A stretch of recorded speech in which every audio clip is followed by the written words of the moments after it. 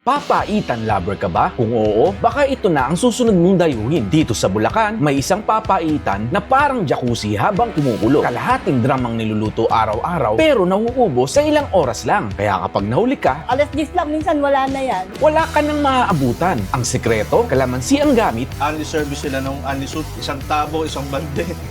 Pwede. kaya kakaiba ang timpla. May kaunting pait na swak sa asin. Siksik pa sa malalambot na laman at buhay na taba. Hindi lang yan. Kasama pa ang 12 iba pang lutong bahay na dinarayo ng mga tao. At alam nyo ba kung magkano? 50 pesos lang kada ulam. Kaya naman mga Noy, samahan nyo ako at tikman natin ang sikat na papaitan queen ng Bulacan.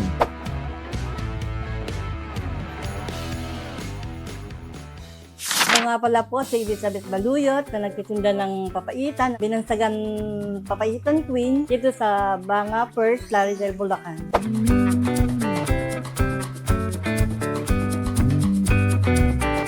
Ate Bet, itong papaitan na ito, konsepto, paano mo nabuo yung konsepto ng negosyo? Yung una, hindi.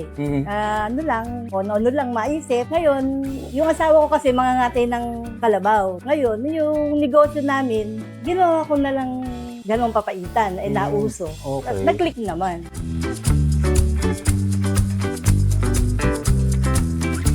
Nung unang buksan mo ito, primarily, anong pagkain ang talagang tinitinda mo? Nung una, yung saling-saling lang ko, pansit, spaghetti, ganon.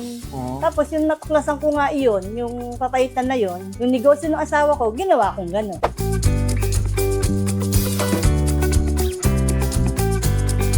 Kung matatanda mo, Ate Bet, mga anong taon niyo po ito inumpisahan? Nag-umpisa po ako ng papaitan 2004. 2004 pa, tagal na pala, no? Tapos bago pa magpapaitan, may mga ibang pagkain ka na. Talaga pong yun na po ang hanap buhay namin magkakapatid.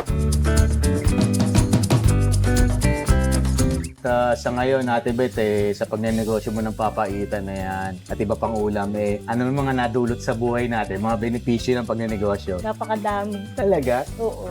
Kasi, yun nga, nawalan na rin ako ng asawa dahil may solo parents ako. Ayun, tinaguyod ko sila dyan Dito? sa pagsisikap ko. Wow, tapos na Opo, pag-aaral. dalawa ha? po silang tapos. Wow, galing naman, no? Congratulations, Ate Bet. Pagka nagluluto ka ng ganito, Ate Bet, ano ang mga sinasabi ng mga kumakain dito? Ano sinasabi nila sa luto mo? Busog na busog daw sila. Opo. Salamat. Nabusog mo kami. Sabi ko, yan nga gusto ko Lagi ko yung nabubusog araw-araw.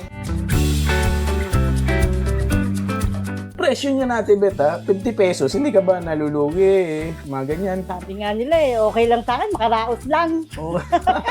Sabi nga, yung mabusog ko sila. Pagka ganyan, siyempre, nakita ko, ilang piraso ang luto mo talagang ulam dito araw-araw? Pinakamadami dito, 12.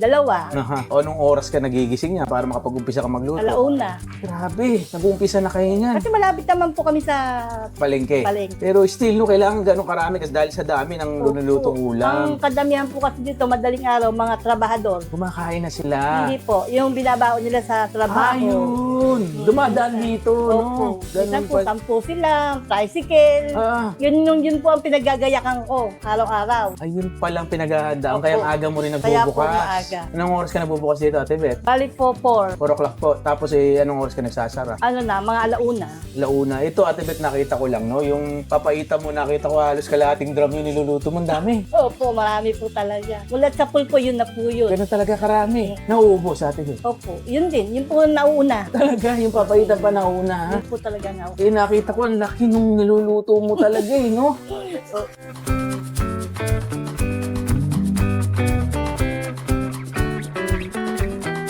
Paano ang style mo sa papaitan? Pakukulong ko sa gabi. Tapos, sa umaga, madaling araw, hihiwain na nila. Okay. Ako na ngayon na magtatangkot siya. At may nakapagsabi sa akin, Tebeta, ikaw daw ay naglalagay ng kalamansi. Opo. Ayun. Yun na lang po. Kasi minsan mga bata, gusto nila yung ulam, sabaw.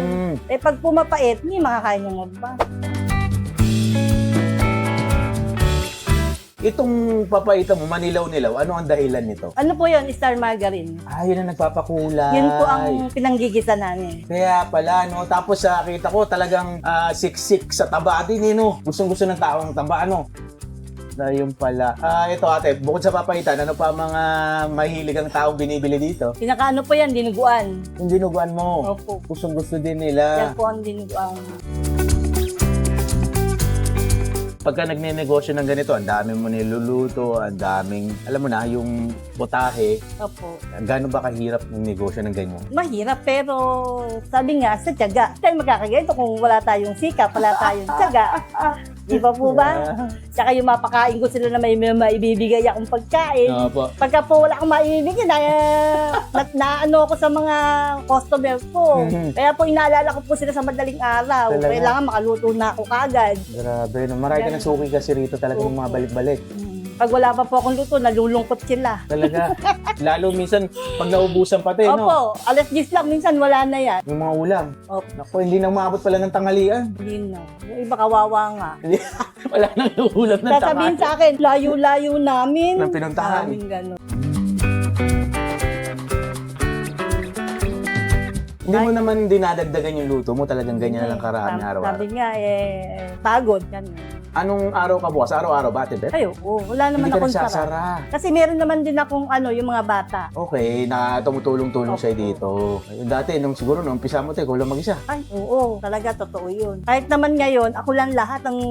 Ikaw pa rin nagtitimpla ng mga pagkain ako dito. po lahat yan. Ayun. Basta po yung mga tindera ko, gagayak lang nila lahat. Tapos sila na tagabigay lang, ano? Ganun lang, tsaka may tagahugas ka na rin. Opo, yun. Ganun lang ang naging parang kaluwagan sa'yo, no? Opo. Pero pagluluto pala, ikaw pa rin to. Ako na po lahat yan. Curious ako, ate. Kanino mo natutunan magluluto? Siguro po bata pa lang kami, tinuruan na kami ng mga magulang namin na Oo. magtaing, Aha. gano'n. Talaga pong bata pa lang kami, lahat ng bagay tinuro na san. Pagtitinda sa palengke, gano'n. Kaya hanggang sa...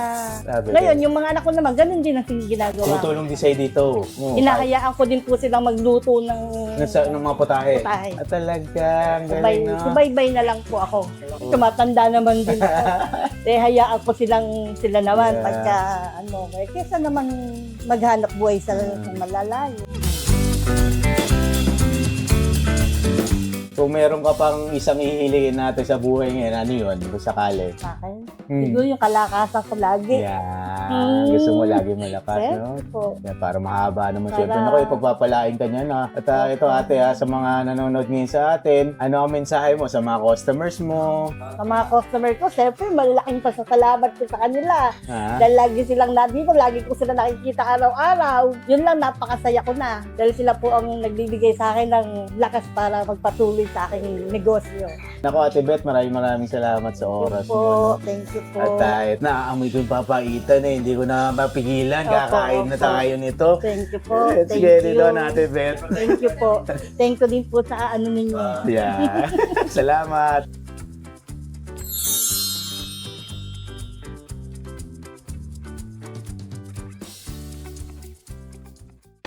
Bulacan at siyempre Pinoy Vegetarian, mga bossing natin dyan. Kasama na naman po natin. Nandito nga tayo.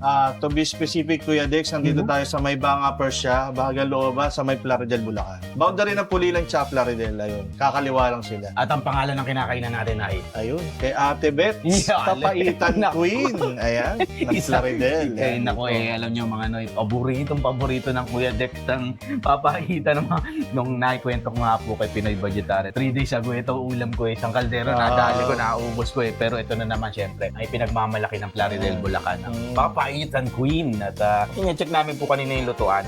Kalating drum yan, size, no? Ang laki niya. Tapos ilang oras lang, nasisimot siya.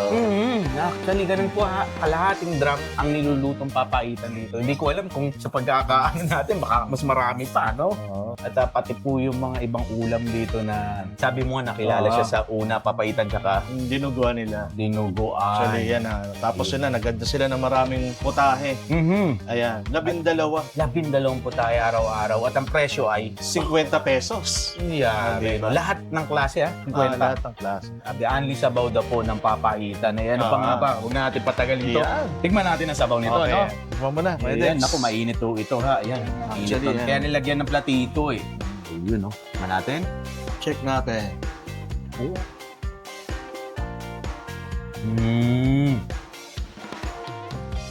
asim, no? Kumuha po ako ng kalamansi doon sa kanilang condiment section. Kala ko kasi, mabibitin pa ako sa asim. Sakto-sakto na po yung lasa, no?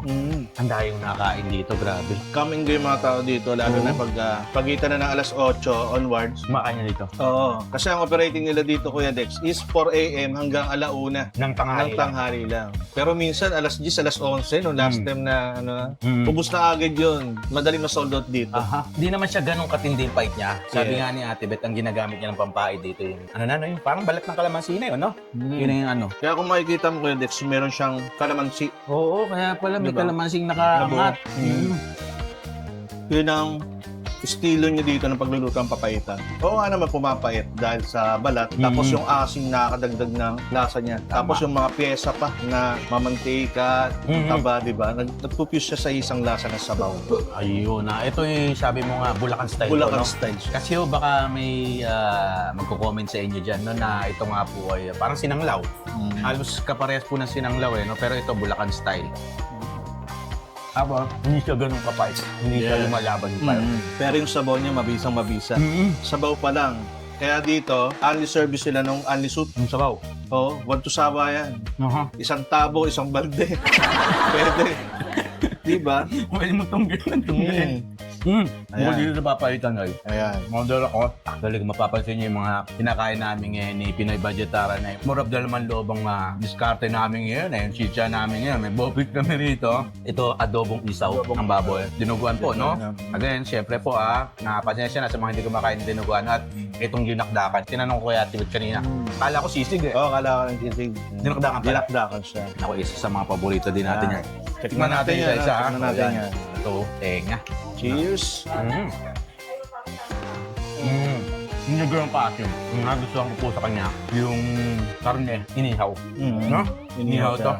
Kaya ganyan natin, may smoky flavor eh. Ating bopis. Gawin natin bakbakin yung kanin natin. Lanat. Ayan, masasabi mo sa bopis nila. Pinoy style bopis. Gumagamit po siya ng atsuete para umulay ng ganito. No? Ako, personally, pag luluto akong bopis, di ko na nilalagyan ng atsuete. Na-as-is na lang ang kulay. Tapos talagang kaparos talaga ng kanin. Ang kanin ba? Ito. Ayan, yung isa pa. Yan. Isaw ng baboy daw to eh. Labong isaw. Lobong isaw. Yan nga oh.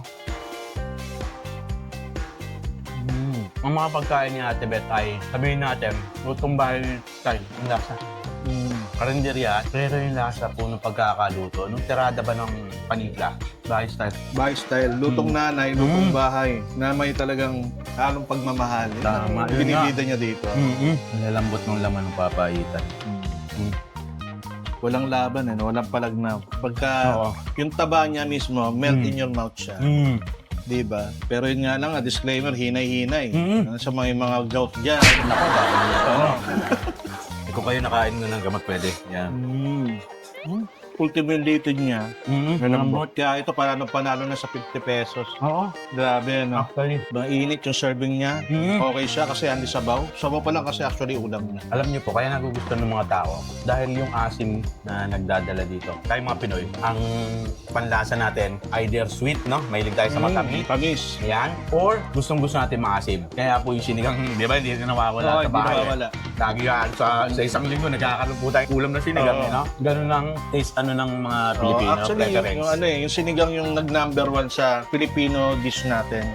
Pangalawa yung adobo. Tama. Kinali pa adobo ka? Tinali adobo. Actually, yung dalawa. Pagkakailan ng sinigang talaga kasi nandun lahat eh. Pero ito nga yan. May asim. Yung asim naman. Yan. Kaya nagugustuhan po ng mga tao dito. Dinadayo siya, pinupuntahan. At talaga nga namang patok, ubos, yung halos kalahating drum na papaitan. Dahil yung sa sour taste niya, no? Sa citrus taste niya, nilalagyan mo. Ako, ito. Amin ko na ito. Problema na. Grabe. Sakto. Sa malamig na panahon na paparating. Ito mabisang mabisa talaga. Kanina po, sinabi niyo pa. Nakakagana yung asim niya. Anyway, Noy, para po sa mga nakakapanood ng video na to, andito to sa Primark. Primark, no? Landmark niya, Primark. Primark. Bang uppers niya. Bang Bang yung looban lang sa bagya. Papasok looban po, no? Baka may hindi makakita ng location. Medyo looban. Pero kilalang siya rito, no? Nagunalo. Grabe. Nag-iisang papaitan ko dito sa Plaridel. Kaya, No wonder, binasagan po siyang papaitan Pinay. Gawa na din ng pagnenegosyo nito ay ilang taon na, no? Kuya Dex, Mm. papatikin ko sa'yo. Nga pala. Actually, ilang beses ko na natikman siya eh. Mm. Kung papasasapan lasa mo. Itong dinuguan, no? Yes. Sabi nga, ito yung hinakalukay ni Ate Beth kanina, isang talyasi po, ang laki. Uy, sarap. Masasabi mo sa Mm. dinuguan ni Ate Beth. Sarap, Noy. Galing magluto ng gawang. Actually, wala lang kung puto rito eh. Kung may puto, katapat na katapat to, no? Anyway, Noy, sana nagustuhan niyo yung episode natin for today. Papaitan Queen, Ate Beth's Papaitan, no? Marami po kayo mapapanood mga Bulacan series na gagawin namin because of this guy na tumutulong po sa atin para maikot ang buong Bulacan. 24 ba? Oo, 24 na bayan niya. Sa buong Ayun. Bulacan. Grabe, ang dami, no? Dami. Ang una nito is from Manila is may kawayan. Yeah. Oo, may kawayan siya. Tapos ang dulo, going to Pampanga. San Miguel. San Miguel. Mm. Yun, ang dulo. Tapos ano na yan, Nueva Ecija. Never siya nakasunod, no? Grabe kalayo na, no? Oo. Ang laki din ng land area ng Bulacan talaga, no? Mm. Siyempre, para kay Ate Beth, bibigyan ko na. yan. Double check yan. Ang sarap ng pagkain niya, Noy. Hindi naman siguro matatawaran at hindi ko na kailangan questionin pa. Gawa ko ng etong nasa likod natin at yung mga bumibili ngayon sila na magpapatunay po na. Masarap talaga itong pagkain ni Ate Beth, no? Ayan na, syempre, ayan, God bless us all, no, ya? Maraming salamat naman sa pagsama niyo sa amin sa episode na ito. Mabuhay po kayo lahat. Ingat po tayo, ha? At ako po ang ilikod, Kuya Dex pa rin. Pinoy vegetarian. Eat Bulacan. Yan, Ako rin yun. Nagpakilala na si Bulacan. Nagpakita na, nagpakita. Nagpakita na tayo nanonood dyan. Hindi natin pagmamahal para sa inyo. Tayo sabaw. Tapos sabaw eh. Diba? Sarap.